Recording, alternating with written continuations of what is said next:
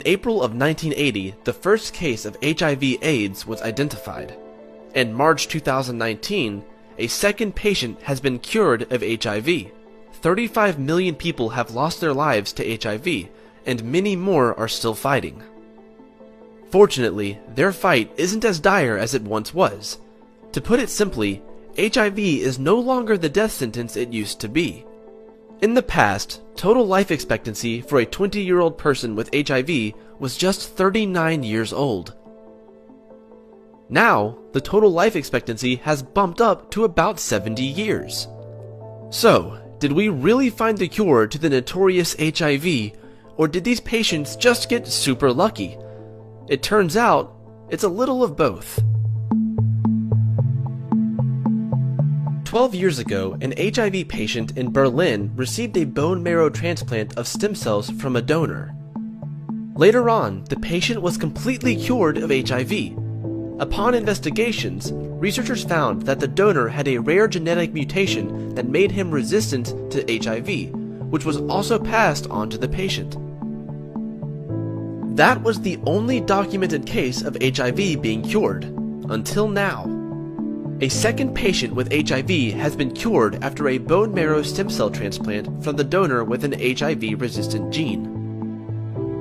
Despite the good news, the possibility of turning this treatment into a replicable HIV cure is low. This is where the luck comes into play. Stem cell transplants are extremely risky. In fact, the chances of you dying of a bone marrow transplant are more likely than dying of HIV. Stem cell transplants are attempted only when there is a clinical reason to do them, such as cancer. Also, donors must be a genetic match to recipients, and people who naturally carry HIV-resistant genes are very few and far between. Only 1 to 2% of people in the entire world have this genetic mutation, which limits the number of potential transplants. Yet, there is more hope. There may not be a cure soon, but HIV treatment has evolved tremendously since its outbreak. Today, nearly 21 million people around the world receive life-saving antiretroviral therapies, or ARTs. These therapies reduce the amounts of viral loads in the blood of patients to undetectable levels. Their immune systems can rebuild without being under constant siege, and their chances of passing the virus to others lower dramatically. ARTs are also necessary to prevent HIV from progressing to AIDS. And that's not all.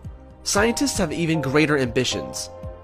Some are developing vaccines, others are formulating long-acting treatments, and still more are working on finding a cure. But until we find a cure, the best way to ensure that you don't get HIV is to protect yourself.